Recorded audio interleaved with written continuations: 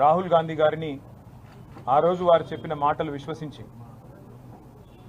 మొదటి సంవత్సరంలోనే అధికారంలోకి వచ్చిన తర్వాత మొదటి సంవత్సరంలోనే 2 లక్షల ప్రభుత్వ ఉద్యోగాలు మీకు అందజేస్తాం, ఇది కాంగ్రెస్ గ్యారంటీ అంటూ అశోక్ నగర్ దాకా వచ్చి ఏదైతే నమ్మబలికే విధంగా ఆ రోజు వాగ్దానం ఇచ్చారో దాన్ని నమ్మి ఆ రోజు ఉన్న బీఆర్ఎస్ ప్రభుత్వాన్ని ఖచ్చితంగా ఓడించాలనే ఒక సంకల్పంతో ఇవాళ నా పక్కన నిలబడ్డ పిల్లలందరూ ఆ రోజు మాకు వ్యతిరేకంగా ప్రచారం చేసి మమ్మల్ని ఆ రోజు ఓడించేదానికి శతవిధాల ప్రయత్నం చేసిన పిల్లలు ఇవాళ ఇక్కడ నిలబడున్నారు. వారందరూ కూడా ఆ రోజు నమ్మారు. రాహుల్ గాంధీ చెప్పిన మాటని, యూత్ డిక్లరేషన్లో ఇచ్చిన మాటని, 2 లక్షల ఉద్యోగాలు అంటూ మొదటి సంవత్సరంలోనే ఇచ్చేస్తామంటూ చెప్పిన మాటని నమ్మి కాంగ్రెస్ పార్టీ గెలిస్తే మా తలరాతలు మారుతాయి, మా బతుకులు మారుతాయి, మాకు ఉద్యోగాలు వస్తాయి అని చెప్పి వాళ్ళ అమ్మా నాన్నలకి, వాళ్ళ కుటుంబ సభ్యులకి, వాళ్ళ బంధుమిత్రులకి అందరినీ కూడా ఒప్పించి మెప్పించి అప్పటిదాకా బీఆర్ఎస్కి అనుకూలంగా ఉన్న వాతావరణాన్ని కూడా మరి కాంగ్రెస్కి అనుకూలంగా మలిచేదానిలో శతవిధాల ప్రయత్నం చేసి కాంగ్రెస్ పార్టీని గెలిపించిన పిల్లలు వీళ్ళు, గెలిపించిన నిరుద్యోగ యువత వీరు. ఇవాళ వారి ఆశలను అడియాసలు చేస్తూ జాబ్ క్యాలెండర్ అని చెప్పి 2 లక్షల ఉద్యోగాలని చెప్పి మరి మామూలు మోసం కాదు ఇది. బహుశా ఈ శతాబ్దపు అతిపెద్ద మోసం అయి ఉంటుంది ఈ 2 లక్షల ఉద్యోగాలని కాంగ్రెస్ ప్రభుత్వం చెప్పింది. గ్రూప్ 1 ఉద్యోగాలు కేసీఆర్ గారి ప్రభుత్వం ఆ రోజు 500 ఉద్యోగాలతో ఒక నోటిఫికేషన్ ఇస్తే కాంగ్రెస్ ప్రభుత్వం వచ్చిన తర్వాత ఆ నోటిఫికేషన్ రద్దు చేసి దానికి మరొక 63 పోస్టులు జోడించి 563 పోస్టులతో ఆనాడు ఫ్రెష్ రిక్రూట్మెంట్ అని చెప్పి ఎగ్జామ్ పెట్టినారు. మీకు ఒక్క విషయం నేను గుర్తు చేస్తా ఉన్నా, రాష్ట్రంలోని నిరుద్యోగ యువతకి, మా తమ్ముళ్ళకి, మా చెల్లెలందరికీ గుర్తు చేస్తా ఉన్నా. కేసీఆర్ ప్రభుత్వం ఉన్నప్పుడు పిఎస్సి పరీక్ష లీక్ అయింది అనే సమాచారం మాకు రాగానే, సమాచారం మాకు మీడియా ద్వారా రాలేదు, ఎవరో పిల్లల ద్వారా రాలేదు, నిఘా వ్యవస్థ ద్వారా వచ్చింది. వస్తే ఇంకా విషయం బయటికి రాకముందే ముఖ్యమంత్రిగా కేసీఆర్ గారి నిర్ణయం తీసుకొని అరే తప్పు జరిగింది, వెంటనే మరి ఈ పరీక్షలో ఏదైతే తప్పు జరిగిందో దాన్ని సరిదిద్దాలన్న ఉద్దేశంతో అప్పటికప్పుడు నిర్ణయం తీసుకొని ఆ పరీక్షను రద్దు చేసిన విషయం నేను గుర్తు చేస్తా ఉన్నా. కానీ ఈ ప్రభుత్వం 500 ఉన్న పోస్టులను ఒక 63 మాత్రమే పెంచి ఆ 563 పోస్టులకు ఒక పరీక్ష పెట్టి ఆ పరీక్షలో అవకతవకలు జరిగినాయి, మీరు సరైన జీవో ఇయ్యలేదు, గత ప్రభుత్వం కేసీఆర్ ప్రభుత్వం ఇచ్చిన జీవో 55లో ఎస్సీ ఎస్టీ బీసీ మైనారిటీలకి దానివల్ల న్యాయం జరిగింది, మీరు జీవో నెంబర్ 29 ద్వారా అన్యాయం చేస్తున్నారు, దయచేసి సవరించండి అంటే సవరించలేదు, పెడచెవిన పెట్టినారు. పరీక్ష జరిగిన తర్వాత ఫలితాలు వచ్చిన తర్వాత తప్పు జరిగింది, తెలుగు మీడియం విద్యార్థులకు అన్యాయం జరిగింది అని ఆక్రోశించినా పట్టించుకోలేదు. అట్లాగే కొన్ని సెంటర్లలో పరీక్ష రాసిన వాళ్ళకి ఎక్కువ మార్కులు వచ్చినాయి, వరుసగా రూల్ నెంబర్లు ఉన్న వాళ్ళకి ఎక్కువ మార్కులు వచ్చినాయి, ఇవాల్యుయేషన్లో కూడా ఏదో ఖచ్చితంగా కుంభకోణం జరిగింది. చూస్తుంటే గతంలో ఏపీపీఎస్సీలో ఆనాడు కాంగ్రెస్ ప్రభుత్వం ఉన్నప్పుడు ఎట్లా అయితే సీట్లు అమ్ముకున్నారో ఇప్పుడు కూడా అట్లాంటి కుంభకోణమే జరిగినట్టుంది, మీరు దయచేసి దీన్ని సవరించండి అని ప్రభుత్వ పెద్దల చుట్టూ తిరిగినారు కాలికి బల్పం కట్టుకొని. న్యాయం లభించలేదు, ఎవ్వరు కూడా పట్టించుకోలేదు.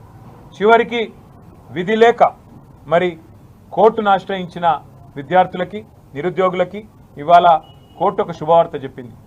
ఎస్, మీరు చెప్పేది కరెక్టే, ఏదో లోటుపాట్లు ఖచ్చితంగా జరిగినాయి ఈ పరీక్ష నిర్వహణలో, ఈ పరీక్షను రద్దు చేయండి లేదా రీవాల్యుయేషన్ చేయండి అని 8 నెలల లోపల ఈ కార్యక్రమాన్ని చేయాలని చెప్పి రాష్ట్ర ప్రభుత్వానికి కోర్టు ఆదేశించడం జరిగింది. నేను రాష్ట్ర ప్రభుత్వాన్ని ఒకటే కోరుతా ఉన్నా, బేసిజానికి పోకండి, అనవసరపు హడావుడి చేయకండి, పిల్లల బాధ వినండి. ఎందుకంటే వాళ్ళు ఏండ్ల తరబడి ప్రిపేర్ అయినారు, వాళ్ళ ఓట్లతోనే మీరు గెలిచినారు, వాళ్ళ కష్టంతోనే ఇలా మీరు గద్దెనెక్కి కూర్చున్నారు. వాళ్ళకు అన్యాయం చేయకండి, వాళ్ళను ఏదో రాజకీయ రంగు పులిమి వాళ్ళని ఇలా అడ్డం పెట్టుకొని గలీజు రాజకీయం చేయొద్దని చెప్పి నేను కోరుతా ఉన్నా. కోర్టు చెప్తా ఉంది, మేము చెప్పట్లేదు, స్పష్టంగా చెప్పింది పరీక్షను రద్దు చేయమని. మేము కూడా డిమాండ్ చేస్తూ ఉన్నాం భారత రాష్ట్రం తరఫున. నేను పిల్లలతో ఇప్పటిదాకా మాట్లాడినాను, మీరేమనుకుంటున్నారు కోర్టు తీర్పు వచ్చిన నేపథ్యంలో ఏం కావాలి అని అడిగాను. వాళ్ళు 3-4 విషయాలు చెప్పారు, అదే మా పార్టీ తరఫున నేను కూడా డిమాండ్ చేస్తూ ఉన్నా. మొట్టమొదటిది ఖచ్చితంగా తిరిగి గ్రూప్ 1 పరీక్షను, ఎందుకంటే ఒకసారి వాల్యుయేషన్లో తప్పు జరిగింది అన్న తర్వాత మళ్ళీ తిరిగి వాల్యుయేషన్ చేయించినా నమ్మకం కుదరదు పిల్లలకి. ఎవరికైతే గతంలో తక్కువ మార్కులు వచ్చినా ఈసారి ఎక్కువ మార్కులు వచ్చినా, లేదా గతంలో ఎక్కువ మార్కులు వచ్చిన వాళ్ళకి ఇప్పుడు తక్కువ మార్కులు వచ్చినా దాన్ని సరిదిద్దే ప్రయత్నం రీవాల్యుయేషన్తో చేసినా పిల్లలు సంతృప్తి పడరు. అందుకే కొంత ఇబ్బంది అయినా, తల్లిదండ్రులకు కూడా కొంత బరువుగా అనిపించినా రీఎగ్జామినేషన్ పెట్టడం మినహా మరో ప్రత్యామ్నాయం లేదు. తప్పకుండా రీఎగ్జామినేషన్ పెట్టాలి అని బీఆర్ఎస్ తరఫున మేము కూడా ప్రభుత్వాన్ని డిమాండ్ చేస్తూ ఉన్నాం. రెండవది, ఎక్కడ జరిగింది తప్పు? పిఎస్సిలో జరిగిందా? మీ ప్రభుత్వంలో ఉన్న వాళ్ళు ఎవరైనా పెద్దలు ఈ కుంభకోణంలో భాగమైనారా? ఎట్లా వాల్యుయేషన్లో ఇంత పెద్ద ఎత్తున మిస్టేక్స్ జరిగినాయి? తప్పకుండా నిజం నిగ్గు తేలవలసిన అవసరం ఉన్నది. అందుకే ఒక జ్యుడిషియల్ కమిషన్ వేయాలని చెప్పి మేము డిమాండ్ చేస్తూ ఉన్నాం. జ్యుడిషియల్ కమిషన్ ఒక హైకోర్టు సిట్టింగ్ జడ్జి కానీ, సుప్రీంకోర్టు సిట్టింగ్ జడ్జి కానీ, లేదా రిటైర్డ్ న్యాయమూర్తి ద్వారా కానీ ఒక కమిషన్ వేయండి. ఎక్కడ లోటుపాట్లు జరిగినాయి, పిఎస్సిలో ఎక్కడ అవినీతి ఉన్నది, ప్రభుత్వంలో ఎక్కడ అవినీతి ఉన్నది, ఎవరు అమ్ముకున్నారు ఈ పోస్టులు, ఎక్కడ జరిగింది లోటుపాట్లు, తప్పకుండా బయటికి రావాలి. మళ్ళీ భవిష్యత్తులో కూడా ఇట్లాంటి జరగకూడదంటే, భయం ఉండాలంటే ఒక జ్యుడిషియల్ కమిషన్ ద్వారా ఎంక్వైరీ చేయించాలని చెప్పి కూడా మేము డిమాండ్ చేస్తూ ఉన్నాం. ప్రభుత్వానికి మళ్ళీ నేను విజ్ఞప్తి చేస్తూ ఉన్నా, బేసిజానికి పోయి మేమే కరెక్టు అని ఎవరు అడ్వైజ్ చేయగానే అర్జెంటుగా డివిజన్ బెంచ్కి పోవడం, పిల్లలకు తప్పన్నట్టు మళ్ళీ అక్కడ వాదించడం, ఇది పద్ధతి కాదు, ఇది మంచి సంస్కృతి కూడా కాదు. దయచేసి బేసిజానికి పోకండి. ఇంకొక మాట కూడా నేను ప్రభుత్వానికి డిమాండ్ చేస్తూ ఉన్నా, మీరు మాట్లాడితే ఒక్కొక్క మంత్రి ఒక్కో నెంబర్ చెప్తున్నాడు. ముఖ్యమంత్రి 60,000 ఉద్యోగాలు ఇచ్చినామంటాడు, లెజిస్లేటివ్ అఫైర్స్ మినిస్టర్ గారు 70,000 ఉద్యోగాలు ఇచ్చినా అంటాడు, బీసీ వెల్ఫేర్ మినిస్టర్ గారు 1,00,000 ఉద్యోగాలు ఇచ్చినామంటారు. అసలు మీ ప్రభుత్వంలోనే ఒకరికొకరికి ఏం జరుగుతుందో తెలియదు. అసలు అబద్ధం చెప్పినా అతికినట్టు ఉండాలా.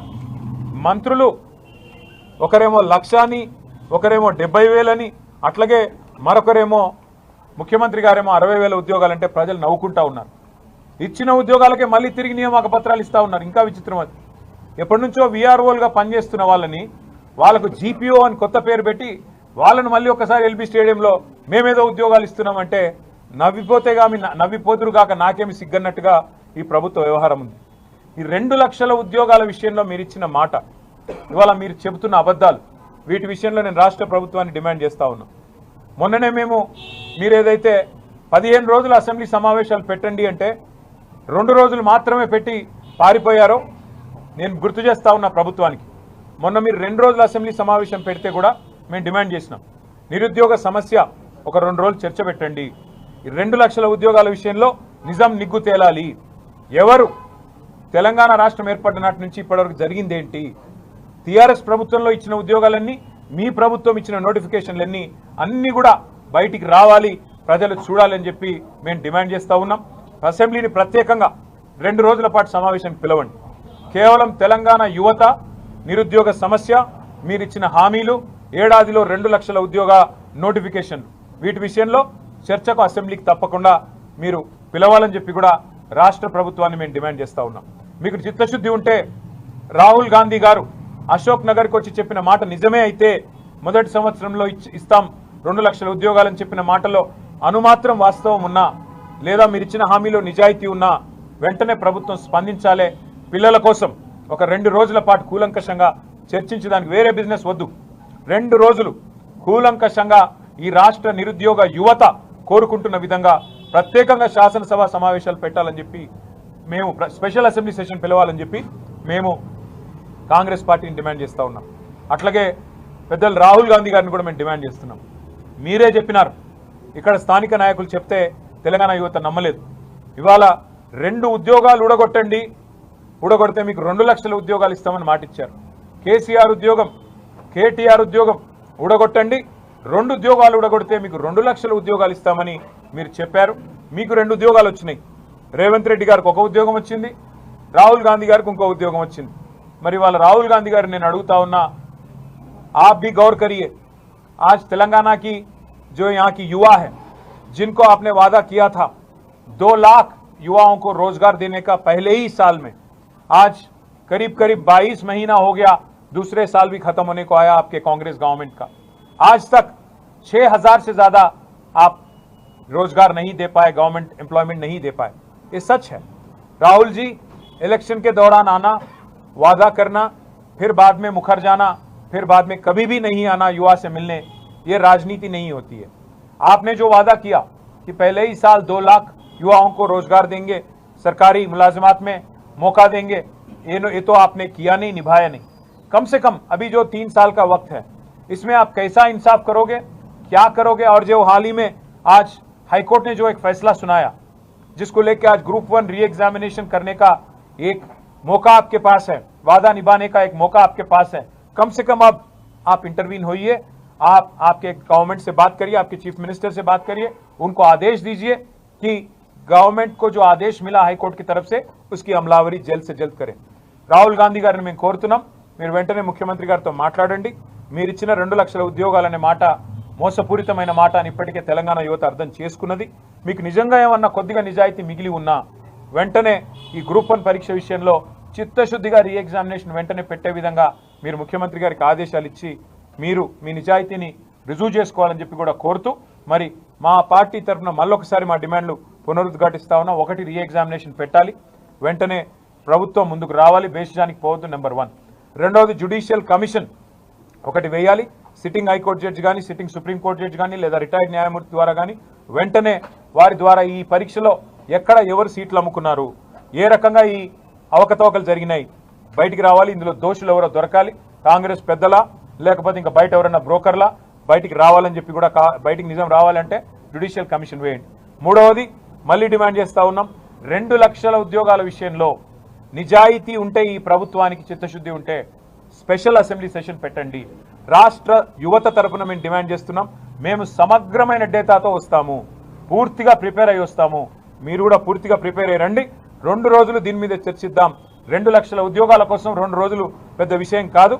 వెంటనే ముఖ్యమంత్రి గారు, స్పీకర్ గారు స్పందించి ప్రత్యేక అసెంబ్లీ సెషన్లు పెట్టి మరి వారి నిజాయితీని రుజువు చేసుకోవాలని చెప్పి తెలంగాణ యువత తరపున నేను డిమాండ్ చేస్తూ, మరి ఇవాళ ఈ పోరాటం ఏదైతే పిల్లలు గెలిచారో వారికి హృదయపూర్వకంగా మా అభినందనలు। ఎందుకంటే ఈ పోరాటంలో ఏ రాజకీయ పార్టీ లేదు, పిల్లలు నిజాయితీగా కొట్లాడినారు, రోడ్లెక్కి కొట్లాడినారు, వారందరికీ నా అభినందనలు। ప్రభుత్వానికి ఇంకొక డిమాండ్ కూడా నేను చేస్తా ఉన్నా, మర్చిపోయాను, పిల్లల మీద కేసులు పెట్టారు ఈ పోరాటం చేస్తుంటే, ఆ కేసులు కూడా బేషరతుగా ఉపసంహరించుకోవాలి। ఇక్కడ ఆస్మా అనే అమ్మాయి ఉంది, ఆ అమ్మాయి అక్కడ ఒక పీసీఓ దగ్గరికి పోయి ఫోన్ చేసుకుంటుంటే ఇంటికి, ఆ అమ్మాయి మీద కూడా మీరు ఇక్కడ ఏదో ముఖ్యమంత్రి గారు మంత్రి గారు వస్తున్నారు, వారిని అడ్డుకోవడానికి మీరు ఇక్కడ వచ్చినారని చెప్పి ఆ అమ్మాయి మీద కేసు పెట్టినారు। ఇట్లా ఎంతో మంది పిల్లల మీద అశోక్ నగర్లో ఆందోళన చేస్తుంటే తమకు న్యాయం కావాలని జీవో నంబర్ 29 విషయంలో, జీవో నంబర్ 46 విషయంలో, అట్లాగే గ్రూప్స్ విషయంలో, ఏదైతే జాబ్ క్యాలెండర్ విషయంలో ఆందోళన చేసిన పిల్లల మీద మరి మీరే చెప్తున్నారు ప్రజాపాలన అని, ప్రజాపాలనలో నిరసనకు చోటు ఉండాలి, ప్రజాపాలనలో ప్రజల వాయిస్కి చోటు ఉండాలి। కాబట్టి ఈ కేసులన్నీ, పిల్లల మీద పెట్టిన కేసులన్నీ బేషరతుగా విత్డ్రా చేసుకోండి, కావాలంటే కేసులు మా మీద పెట్టుకోండి, మాకు అభ్యంతరం లేదు, కానీ పిల్లల మీద వెంటనే కేసులు ఉపసంహరించాలని చెప్పి కూడా మా పార్టీ తరఫున డిమాండ్ చేస్తూ, మళ్ళీ ఒకసారి పత్రికా మిత్రులందరూ కూడా ఈ పోరాటంలో మీరు కూడా సహకరించారు పిల్లలకి, మీకు కూడా ప్రత్యేకంగా మీడియాకు కూడా హృదయపూర్వకంగా ధన్యవాదాలు, అభినందనలు, థ్యాంక్ యూ।